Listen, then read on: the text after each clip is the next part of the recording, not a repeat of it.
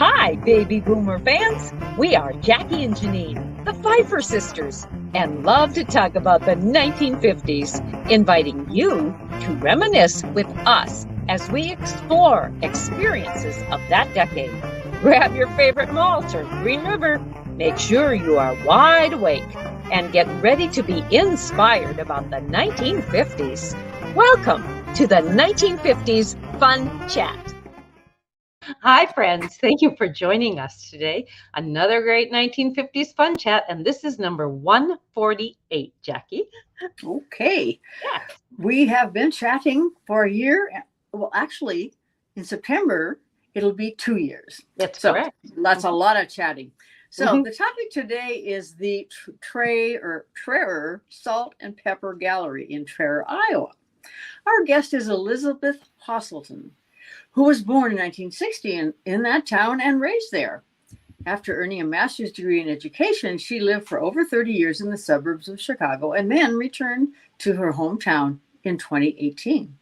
Elizabeth's mother was part of the original group of volunteers at this Salt and Pepper Gallery and served on the board for the gallery when it began in 2009. After Elizabeth returned to the area, she joined the board. Currently, she serves as the board president and continues to work in education as the lead teacher at a parochial school near this town. So welcome to the 1950s Fun Chat. We're looking forward to this one, as all. Yeah. So, how did you become involved in the Salt and Pepper Gallery?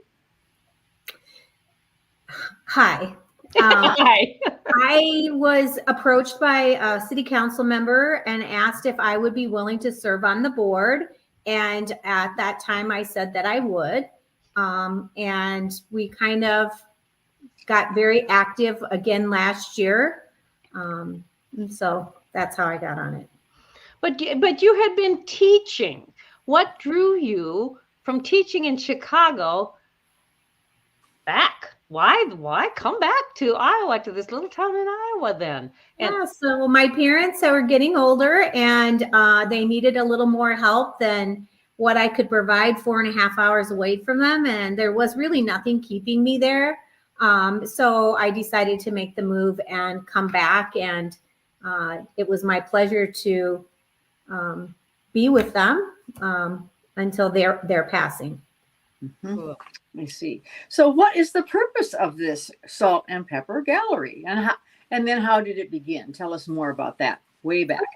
Okay, sure. So this gallery started by a woman by the name of Ruth Rasmussen. She lived here in Traer. She is still alive. She is 100. She celebrated her 100th birthday last December. And she's got the shaker bug, I guess you would say, in 1946. And it blossomed from being shakers kept in her home in like a special glass cabinet, curio cabinet, to then going and expanding out into the back of their home. They had some, I guess you would call them sheds that weren't air conditioned or heated. And she kept her collection out there. And she had a sign in front of her house that would say Rasmussen Salt and Pepper Shakers. And then she would put the current number of however many she had. So our director. Okay, go ahead. I'm sorry. That's okay. Our director, Ellen Young, was a phenomenal asset to the city of Traer and to Tama County. And she realized that this was a collection that maybe more people in the world would want to see than just people that just happen to be in the shaker collecting business, I guess you'd say. So she approached Ruth to ask her if she would consider selling the collection, and the city of Traer purchased 13,000 pair from Ruth in 2009. Are you still accepting or looking for different sets of salt and pepper shakers other than what you have? So one of the things that Ellen and the board of directors kind of toyed with was an idea of making the gallery bigger and taking in other people's collections. But once they started to put Ruths around, they realized that part of the appeal to this gallery is the fact that this is one woman's collection, and it is not commingled with anybody else's. And as far as we know, there are no duplicates in the collection, and we like to say we're the largest collection west of the Mississippi. How did Ruth ever keep this all straight when she began collecting? Well, that's a great question. I'm so glad you asked. She had a little inventory that she would write on index cards. And she had numbers. She would number each one of the shakers. And then she would write a little description, and she would say where she got it and how much she paid for it. So when the ladies were packing up her sheds, they would wrap them all up. And then when they brought them back, they cleaned them, removed any salt or pepper that was in them, and then would check the. So here's the pencil mark right here. Okay. It right there. I'm sorry, I'm working backwards. Yep. So they would go, they would look at the pencil, then they would look at the card to see if it matched the description. Then they rewrote the number in a Sharpie marker, took a picture of it, and inventoried it in a database. And do you have a picture there of the first set of? I sure do. Thanks for asking. Yes, this is the first set that Ruth purchased in 1946. She got them at the Brookfield Zoo in Chicago. I'm sorry. And they're made out of metal. Okay. And what were the various types of materials used to make salt and pepper shakers other than metal? Oh, sure. Ceramics, plastic, bakelite, lucite, wood, glass, a special type of glass called lusterware, where they put a metallic compound in the firing and glazing of the ceramics that makes it kind of shine. There's also something called uranium glass that if you put it under black light, it glows. So do you suppose there's lead in some of these salt and pepper shakers? Oh, I'm sure. Okay. And she started this in 1946. Close to the 1950s. Yes.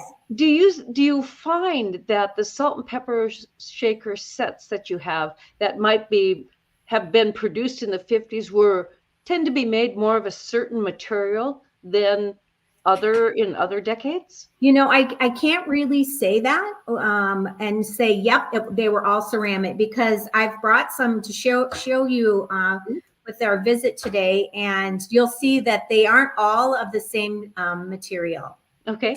Did you find that there may be themes, societal themes? If they were made in the 50s, were they different from the 40s or the 60s or whatever? I guess they became more of a novelty shaker in the late 40s, early 50s. And that was kind of with the expansion of automobile travel. People could travel easily and pack up the kids, the dog, whatever, and take off in a car and go somewhere. And, you know, the suitcases they had back then were not very big. And a salt and pepper shaker set it wouldn't take up a lot of room in your luggage. And they weren't very costly. And it was kind of the craze, I'd say, in the 40s and 50s to collect shakers. Okay. Can you start showing us some of those that you have, please, and tell us a little bit about them? I'd love to. Okay, so talking about shakers, one of the ceramic companies was here in Burlington, Iowa, called Parkcraft, and they made a set of travel shakers. So it's the 10-gallon hat. I'm sorry. Yep. And the state of Texas. Was Texas the pepper shaker or the salt? Texas is the pepper, and this is the salt.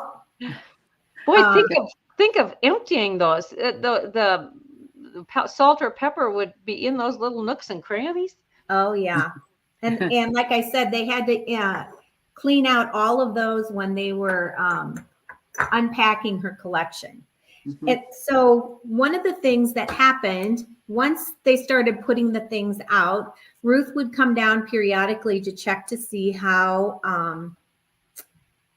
it was going. And she loved the way that everything was being displayed, so much so that one day she showed up at the gallery with a couple of cardboard boxes, and those were filled with nearly 3,000 pairs of shakers that were the ones that were highly collectible. Oh, wow. And our director tried to talk her out of it, but she wouldn't have it. She said, "This is my collection and I can choose to do with it what I will." Okay. So she has them, still has them privately. No, she gifted the 3,000 to the gallery. They're here. So we have nearly 16,000 pairs of shakers here. Wow, wow. Well, let's go beyond Texas and see what you have for us. Yes. Sure. So another style of shaker was called the hugger. Mm-hmm. And the hugger, they're meant to like actually hug each other. Now, it just so happens that these shakers are also kissing. Uh-huh. Thank you. They're sweet. And then another style of shaker is called a turnabout. And these kind of look 1950s to me. It's a bride and a groom. Uh-huh. Oh, yes. And what's neat about them is when you turn them about, okay, here's the groom. Oh. And here's the bride and their new parents when the baby's keeping them up. Cute. Just think of the creative spirit and all the design. So creative, so creative. So before you move on, back up to that first set. Were they Dutch boy and Dutch girl? Yes, it kind of appears to be like that, Okay. but it just yes, it does. Okay, because the Dutch cookie jar was very popular at that time as well. Mm-hmm. Mm-hmm. And another, I don't have them to show you, but two other ceramic companies that were very popular were Shawnee and Rosemead. And those are very highly collectible as well. Right. And so that's part of the collection too that she brought to us. Mm-hmm. So I brought these. I just think they're so cute. They're little ice cream cones. Yes. Yeah. And they kind of just remind me of like going to the drive-in. Uh-huh. Mm-hmm. The Dairy Queen. Well, Yeah. look at the shine on those. That just makes you want to take a lick. I know, right? Yes. So part of the collection, Ruth's husband's name was Cecil, but she called him Razzie. And he owned a gas station in town that was kind of catty corner from the salt and pepper shakers. And there's a part of the collection that Ruth would say was Razzie's. Yeah. And they're gas pumps. Uh-huh. Yes. So Ruth and Razzie didn't travel a long distance out of the Midwest. She'd buy her shakers at auction or garage sales, things of that nature. But she also, back in the 50s, if you think about it, in the back of women's magazines, they had classified ads and they would have advertisement for pen pals. Oh. Yeah. And if anyone mentioned that they were collected shakers, she immediately wrote them. So she would trade shakers with people that way as well. Okay. Are there any doubles or duplicates of sets in the gallery? No, there are no You duplicates. do not accept them. Now, Do you know, Elizabeth, what attracted her to purchase a set? Was it the style, the uniqueness of it, or was it just that it was? we don't really know that. And when we've asked her, Ruth was here about 3 weeks ago with her great granddaughters. They brought her down from the senior center so she could enjoy her collection again. Mhm. And there happened to be some visitors here at the gallery, and they did ask her, like, what's your favorite? What was your favorite one? And she said she didn't really have a favorite. Mhm. I think she was just enamored by them. And I think it's kind of like any kind of collecting. It's kind of the thrill of the hunt. Yes. Ruth was, if there was a series, she made sure that she purchased all of the shakers in that series. Mm-hmm. So okay. Go ahead, keep going. I'll so save this it. little style of shaker is called a nester. Oops, sorry. Okay, cute. Because he's nesting inside the cheese. Cheese. So to shake the cheese, you have to turn it upside down, or is it one You have end? to turn it upside down. Mm-hmm. Yeah. Oh.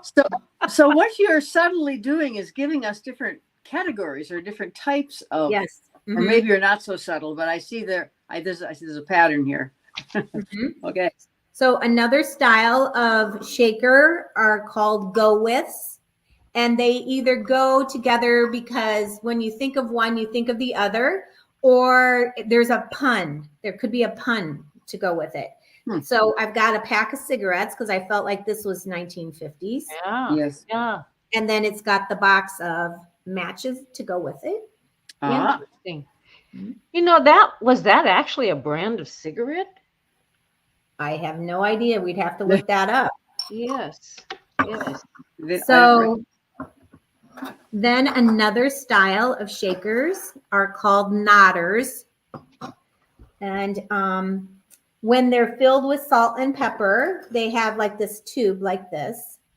And they have these little wings or pegs on the side. Mm-hmm. Mm-hmm. And when they're filled, they'll nod for a longer period of time. But these. Oh, look at that gun moving. Yep. Oh, cute. Yeah. I've never seen so many of these unique styles. Yeah, this was kind of one that Ruth would point out to people. She did think this one was kind of clever. Mm-hmm. Are the nodders, would they be more expensive? Because I don't know. Personally, that's one of my favorites. And the go-withs are also a style that I kind of like too. Mm-hmm. So then another style is called, these are called hangers because the salt and pepper are hanging off the side. The burrow. Uh-huh. Uh-huh. Yes. Can you imagine sitting at a dining table and passing some of these salt and pepper shakers? That'd be the conversation of the evening. Yeah, you want to play with them. Be so excited. Many of these shakers are kind of stereotypical, and maybe not in the best reflection of the culture. That was the style in the 50s, kind of, right? Mm-hmm. So this type of shaker is called a long boy. He has to be 6 inches or longer, and he has the salt and the pepper. Oh gosh! And so you just turn him over, and you'd have to shake him. Is that a replica of a skunk? Yes. Oh, how cute! Yeah, cute. I picked this pair just because I felt like this was kind of representative of the 50s. It's Christmas. Oh, sure. NAPCO was a kind of a ceramics company that you might have seen. Mm-hmm. Do you know the when those were made? I do not. Okay. Mm-hmm. They do have a little number on the bottom that we could figure that out if we so chose. Those were really sweet. Mm-hmm. Mm-hmm. Her birthday was Ruth's birthday was in December, so there is quite a few Christmas salt and pepper shakers here. In fact, when she came a couple of weeks ago with the granddaughters, she brought a pair to add to the collection. Does she have any salt and pepper shakers on display in the senior center where she lives? She, I do believe she has some in her room that people have given her. I don't know how many. When she celebrated her 100th birthday, we packed up a bunch of shakers because we wanted to take them up and put them on the tables in the dining hall for her birthday. And that evening, when we were going to take them, when Ellen was going to take them up, she got a call from the senior center that said there was COVID in the building and they weren't going to allow dining in the dining room. So, Oh, that's too bad. yeah, it was a disappointment. Mm-hmm. So this type is made out of plastic. Oh, very 50s. Cool. Yes, very 50s TV, right? Yes. And when you turn the station, The dial. yeah, the salt and peppers pop up. Very good. So here they are. I'm Interesting. sorry, I'm not doing a very good job of showing these Oh, off. that's okay. Yes, you are. Okay, we That's can see. neat. Oh, cool. And then there's the P for the pepper. Oh, wow. Mhm. Are you? How in the world do you arrange when you set up the gallery, or when the gallery was set up? Mhm. How did you ever decide how to arrange those? Well, the ladies try to stay by theme. So Mm-hmm. when you come to the gallery, it kind of starts with like holiday, seasonal. There's circus, zoo animals, cats, dogs, woodland creatures, fish, marine animals, birds. That's in the one front gallery room. She has over 319 pairs of dogs and I think 213 pairs of cats in the collection. Wow. Are there any horses? Yes, lots of them. Oh. Yes. And there's a big in the back room, then there's like all kinds of farm animals, shakers that are made out of different types of material, a large collection of hens and chicks, Mm-hmm. Mm-hmm. cowboys, Native Americans, Mexicans, household goods. This style, I never pronounce it quite right, but this is anthropomorphic. That's when it's given a face. So these little guys are fruits and vegetables, and they have a little face on them. Sort of personified. Yes. And she has a series that are like all objects you would see in a home, like to help with work or office tools. Were those shakers with faces on them, were they more popular in mid 20th century, or are they still shown and available? I don't know that people have this style. Like if you would go somewhere to purchase any, that's one thing I can't really tell you, but she has a large cabinet that's filled with fruits and vegetables that have faces. Those almost look like something 50-ish too. I guess I'm not. Yes, I think so too. I really do. I thought I'd bring this one out to you as well. So, oh, I love it. Yeah. And so when you raise it up, the salt and the pepper are down here in the beaters. The old isn't that Hamilton Beach? Hamilton Beach. Yes, it is. I wonder if that was made specifically for Hamilton Beach. Then it could be, because we have a big advertising, or I guess I don't know how you would describe it. I'm not thinking of the word correctly. Something that would stand for it. Like Tony the Tiger. Yeah. Okay. Were there salt and pepper shakers of Tony the Tiger? I believe so. Mm-hmm. Oh, wow. We have little tiny like Coors Light beer bottles, the 6-pack of Schlitz. Can you remember the most ostentatious set? Like maybe just over the top gaudy with gold painted on it or something? I don't know that I would say that they were that. I guess the most ostentatious pair I would say that we have is maybe not from the 50s. And it's a pair of Swarovski crystals that are teeny miniatures that Cecil purchased for Ruth for their 50th wedding anniversary. All right. So more than likely they have, because they're teeny tiny and they're named, that they probably have a very high value. I don't know. We have not researched that. Okay. Do you ever at the gallery research any of the values of these sets or not? we researched them in the respect that we have had people walk into the gallery and say, these were from my mom. No one wants them in the family. Can you just take them? And kind of at the time, clear back when it opened in 2011, they were kind of still taking shakers from people. But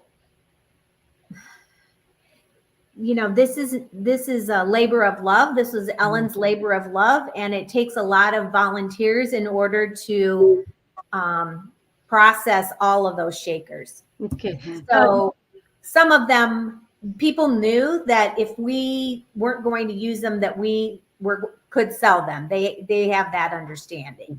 So you mentioned Ellen. Tell us who Ellen is. We know who Ruth is. Who's so Ellen? Ellen Young is the director. She's the kind of the person, I would say, that's responsible for starting the Salt and Pepper Shaker Gallery. Her vision to start this, and she's the one that approached the city as well as Ruth to see if they could work out an agreement. Go ahead and finish, and then I'll ask. That's it. Okay. So is this housed in a city property? It is. So a Pioneer Seed Company donated the front half of the gallery. And then Ellen wrote a grant to the Black Hawk County Gaming Commission and received a $60,000 grant to put on the back half of the gallery.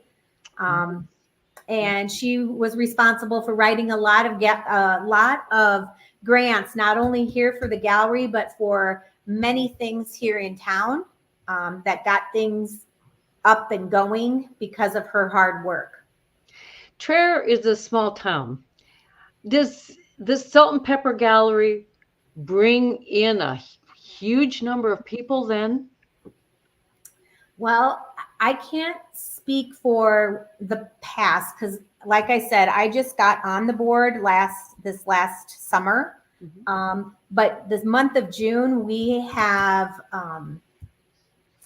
it has been crazy, absolutely crazy here. I cannot even tell you how many people have come through the door. I had a man approach me on Sunday night and ask, I know this isn't your hours. We're coming through. My wife's a collector. If I pay you X amount of money, would you open the gallery?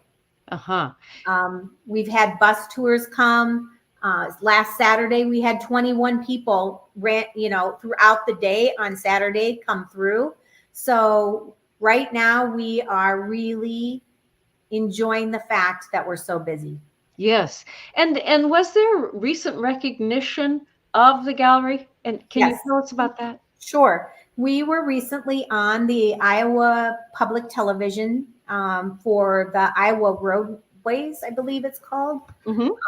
We are part of the Iowa Valley Byway tour. And so Ellen happened to be interviewed for that in the late fall, early winter. So it's her last time, I guess, in front of the camera. And that has really prompted a lot of people to come through. But we also have these big signs at both ends of the town on Highway 63 that has drawn people in that way as well. Okay. If people want to come visit the gallery, do they need to contact you first then, or just come during open hours? Or if so, what hours are you open? Yeah, our hours are Tuesdays through Saturdays, 1 to 5. It's $5 for admission for adults, and children 12 and under, it's $1. We only accept cash. We do have, like I said, salt and pepper shakers on for sale, as well as some other merchandise like T-shirts, magnets, postcards, things of that nature. Well, I think too that the Salt and Pepper Gallery in Traer and is just one of those unique places in Iowa, in small town Iowa, that draws a crowd. I even know of some people who it's their goal to go to these crazy little places in Iowa that no one's ever heard of just to find out what's there. Right. And that's fun. You know, I grew up in town, and so every time I'd go by this sign, I'd like, salt and peppers. You know, what's so cool about that? But once you come in here and you start to look at Ruth's collection, I think you will find that you would be utterly amazed. Mm-hmm. Mm-hmm. And as I look in the background of the gallery, how is it decided to make all those little display areas for? Well, there was so many. They had so much. They had so many things that were food related. So many shakers that were food related that the ladies, the volunteers, were kind of trying to brainstorm a way that they could show them. And this is what they came up with. So we have a gentleman in town who made the graphics. So there's the Traer Market, there's the diner, and then over here to this other side is the malt shop. Well, I saw the little 50s type car drawing there. Yes, well, you know, that is supposed to be representative of my mom and dad's first car that they purchased. It was not red; theirs was green. But theirs was a Biscayne, and so that's how they decided to put that. Is that an actual replica, or is that a drawing on a wall? It's a decal. Oh, how interesting! Yes, yes. Well, all right, Elizabeth, if there is a favorite set of shakers that you have in the gallery, what would that be? Well, my favorites change, but this is a pair that I am kind of fond of. This is a pair of wooden morel mushrooms. Oh. And I just think they look so realistic. They do. And I don't know. I just think I think they're cool. I do love the Nodder style. That is a pair that I really kind of like, or set type that I really like. Mm-hmm. Elizabeth, do you have morels in Iowa? Oh yeah. Mm-hmm. Oh. Well, they're here too. Do you find that people gravitate more toward, when they come to visit, that they gravitate more toward a certain section in the gallery? You know, it's always funny to hear what people will say is their favorites. You know, we'll have gentlemen that'll come on a bus tour and they're kind of not too thrilled to be here. But as soon as they see a pair that maybe their grandmother or their mother had, or somebody in from their childhood, they kind of get more excited and they end up being the ones that take the most pictures. But there is so much variety that I can't say that there's a particular part of the gallery that really, everyone loves that. Mm-hmm. I'd say the little kids love like the Looney Tunes, those characters that they are familiar with, but it's only because of recognition. Yes, yes. Do you have difficulty reining in children when they come there, little kids? Or are there's just so much interesting items? I can't say that we have had that problem.